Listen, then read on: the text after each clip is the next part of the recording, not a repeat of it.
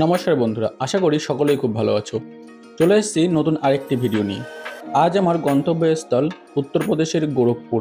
ভিডিওটি শুরু করছি শিয়ালদা স্টেশন থেকে এবং ভিডিওটি শেষ হবে গোরখপুর রেল স্টেশনে গিয়ে।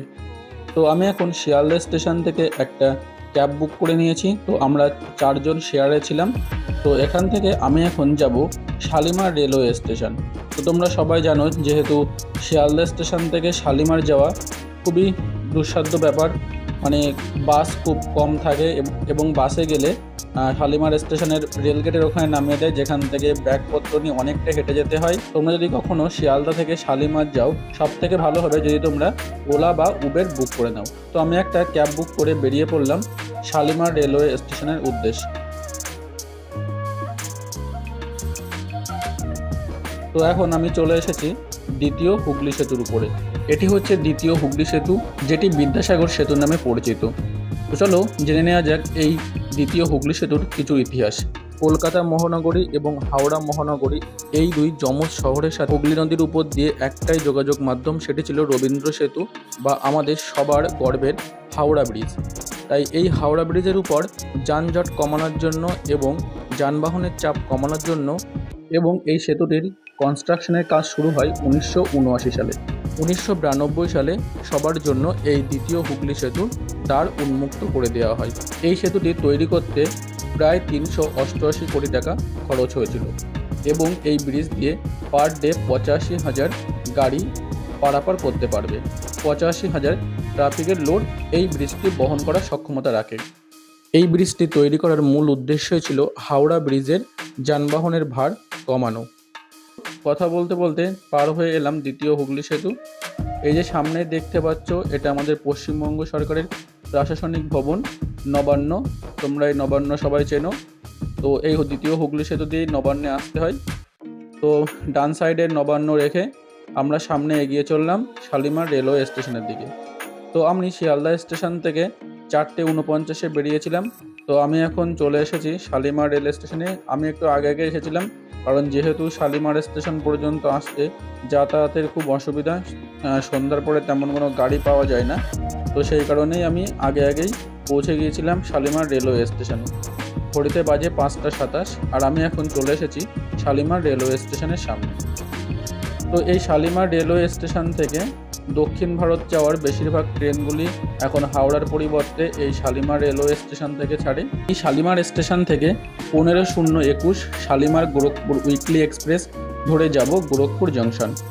আর আমি এখন চলে এসেছি শালিমার রেলওয়ে স্টেশনের সামনে। তো এই শালিমার থেকে আমার ট্রেন ছিল 7:55। ট্রেনটি পরের দিন সন্ধ্যা 7:50 গিয়ে পৌঁছাবে গোরখপুর রেলওয়ে স্টেশনে। তো টোটাল প্রায় 24 ঘন্টার জার্নি, আর এই 24 ঘন্টার জার্নি তোমাদের সাথে শেয়ার করব। তো এখন আমি চলে এসেছি শালিমার রেলওয়ের 1 নম্বর প্ল্যাটফর্মে। তো দেখো, এখানে কিন্তু হাওড়া বা শিয়ালদায় যে পরিমাণে ভিড় থাকে, এখানে কিন্তু তেমন ভিড় দেখছি না। স্টেশন মোটামুটি ফাঁকাই ছিল। এখন আমি সাবওয়ে ধরে যাব 3 নম্বর প্ল্যাটফর্মে। যেহেতু আমার ট্রেন অ্যানাউন্সমেন্ট হয়ে গেছে, 3 নম্বর প্ল্যাটফর্ম থেকে শালিমার গোরখপুর এক্সপ্রেস ছাড়বে। তো দেখো, সাবওয়েটা কিন্তু প্রচুর বড়, নতুন তৈরি হচ্ছে এবং মোটামুটি পরিষ্কার পরিচ্ছন্ন। হাওড়া বা শিয়ালদাতে যেরকম পরিমাণে লোকের চাপ, এখানে কিন্তু তেমন লোকের চাপ নেই। তো এখন দেখো, আমি এই সাবওয়েতে একাই ছিলাম, আর লোকজন তেমন কেউই ছিল না। তো আস্তে আস্তে এবার উপরে চলে এলাম। তো এটা হচ্ছে 4 নম্বর প্ল্যাটফর্ম। দেখো দূরে এখানে সাইডে অনেকগুলো এক্সপ্রেস ট্রেন দাঁড়িয়ে আছে। তো এগুলো সাইডিংয়ে আছে এবং দূরে দেখো ওখানে দ্বিতীয় হুগলি সেতু দেখা যাচ্ছে।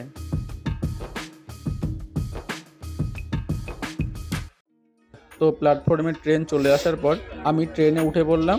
আমার সিট ছিল B10-এ। তো এই যে থার্ড এসি B10। দেখো তোমাদের ট্রেনের কামরাটা পুরোটা ঘুরিয়ে দেখাই। এই দেখো, সিটগুলো কিন্তু খুবই সুন্দর এবং এখানে যেমন প্রত্যেক ট্রেনে দেওয়া থাকে কম্বল, বালিশ সব কিছু দেওয়া আছে।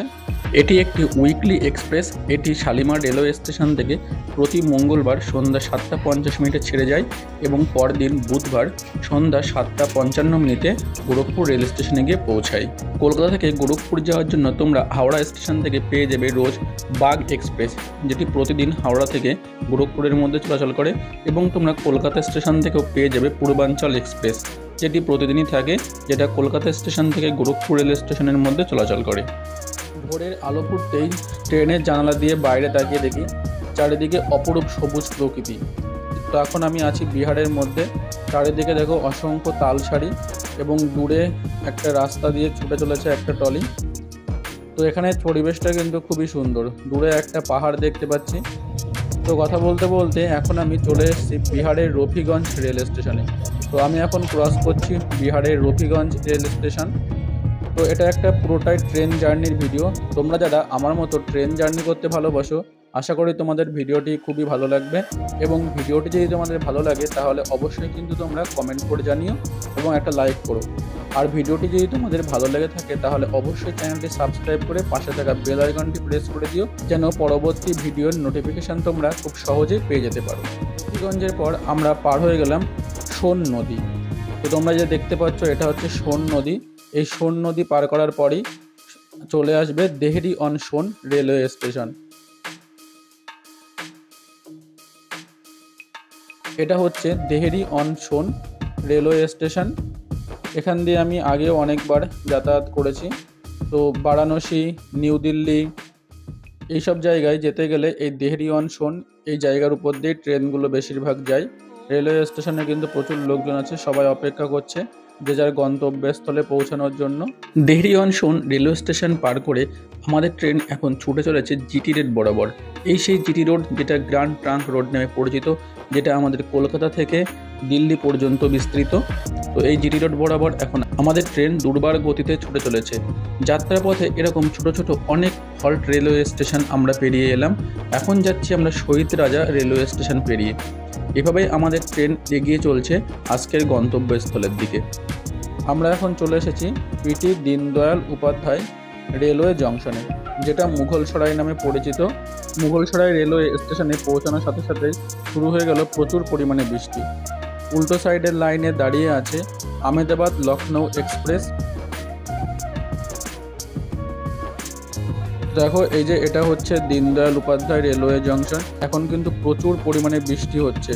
ভিডিওটা কিন্তু একটু দীর্ঘায়িত হবে, তো তোমরা অবশ্যই ভিডিওটি পুরোটি দেখো এবং যদি ভিডিওটি ভালো লাগে তাহলে অবশ্যই কিন্তু ভিডিওতে একটা লাইক করো এবং কমেন্ট করে জানিও তোমরা এমন রেল জার্নির ভিডিও আর কোন কোন শহরের মধ্যে এমন রেল জার্নির ভিডিও তোমরা দেখতে চাও।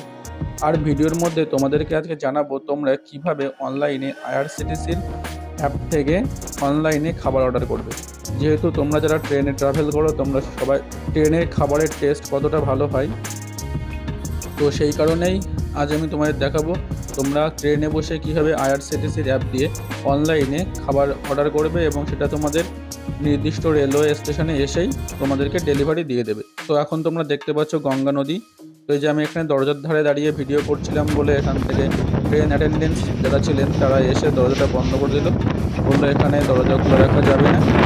এটা হচ্ছে গঙ্গা রিভার এবং নিচে তোমরা দেখতে পাচ্ছ বেনারসের যে ঘাট এবং গঙ্গায় প্রচুর নৌকা। তো বেনারসের তো তোমরা কীভাবে বেনারস আসবে এবং বেনারসে কীভাবে ঘুরবে তার ভিডিও আমার চ্যানেলে দেওয়া আছে।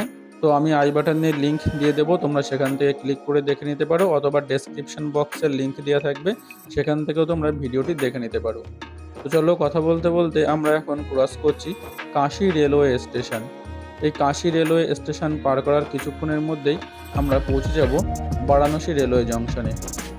তো এই যে দেখো কথা বলতে বলতেই আমরা এখন চলে এসেছি বারাণসী রেলওয়ে জংশন স্টেশনে। দূরে একটা ট্রেন দাঁড়িয়ে আছে তার গন্তব্যস্থলে যাওয়ার জন্য, সিগন্যালের জন্য তার যাত্রীদের নিয়ে আটকে আছে। সিগন্যাল পেলেই বেরিয়ে পড়বে তার গন্তব্যস্থলের উদ্দেশ্যে। তো এখন বারাণসী রেলওয়ে স্টেশনে আমাদের ট্রেন ঢুকে গেছে। বারাণসী রেলওয়ে স্টেশনে ঢোকার পর বৃষ্টি কিন্তু একটু কমেছে, আকাশ কিন্তু এখনও যথেষ্ট মেঘলা আছে। তো আমি আইআরসিটিসির অ্যাপ থেকে খাবার অর্ডার দিয়েছিলাম এবং সেটা এই বারাণসী রেলওয়ে স্টেশন থেকে আমি রিসিভ করব। তো এখানে ট্রেন দাঁড়ানোর পর খাবারের প্যাকেজটা ডেলিভারি করে দেওয়া হবে। তো এই যে ট্রেন এখানে প্রায় 10 মিনিট হল্ট আছে। তো 10 মিনিট ট্রেন এখানে দাঁড়াবে। তো একটু বাইরে তোমাদের বারাণসী রেলওয়ে স্টেশনটা ঘুরিয়ে দেখিয়ে দিচ্ছি। তোমরা কারা কারা আগে বারাণসী এসেছো অবশ্যই কিন্তু কমেন্ট করে জানিও। অপর পাশের প্ল্যাটফর্ম থেকে ছেড়ে দিল সবরমতী গোরখপুর এক্সপ্রেস। তো এটা গোরখপুর থেকে সবরমতী পৌঁছাচ্ছে। তো এটা যাবে গোরখপুর থেকে সবরমতী। আমরা যাচ্ছি গোরখপুরের দিকে এবং এটা গোরখপুর থেকে আসছে এবং এটা যাবে সবরমতী রেলওয়ে এবং এটা যাবে গুজরাটের সবরমতী রেলওয়ে স্টেশনে। তো যে যার গন্তব্যে তার প্যাসেঞ্জারদের নিয়ে ছুটে চলছে। এখানে আমিও আমার অর্ডারটা ডেলিভারি পেয়ে গেছি। এই যে এখন চলে এসেছি ট্রেনের মধ্যে। দেখো এই যে হট লেট, এই যে এখান থেকে আমার খাবারটা অর্ডার করেছিলাম। তো এই রেস্টুরেন্ট থেকে আমার খাবারটা কিন্তু খুব সুন্দরভাবে প্যাকিং করে পাঠিয়েছে। তো চলো তোমাদেরকে এখন দেখাই কী কী অর্ডার করেছিলাম দেখাই। তো আমি একটা চিকেন বিরিয়ানি অর্ডার করেছিলাম। তো দেখো চিকেন বিরিয়ানির সাথে একটা কাঠের চামচ, তো এখানে মাউথ ফ্রেশনার, সল্ট, একটা টিস্যু, হ্যান্ড স্যানিটাইজার, এই সবগুলো কিন্তু প্যাকেজের মধ্যে ছিল এবং সাথে ছিল পেঁয়াজ, লেবু এবং মূলোর যে স্যালাড সেই স্যালাড দেওয়া ছিল। তো এখন খেয়ে দেখি যে এই বিরিয়ানির টেস্ট কেমন হয়। তো বিরিয়ানির টেস্ট করে তোমাদেরকে জানাবো।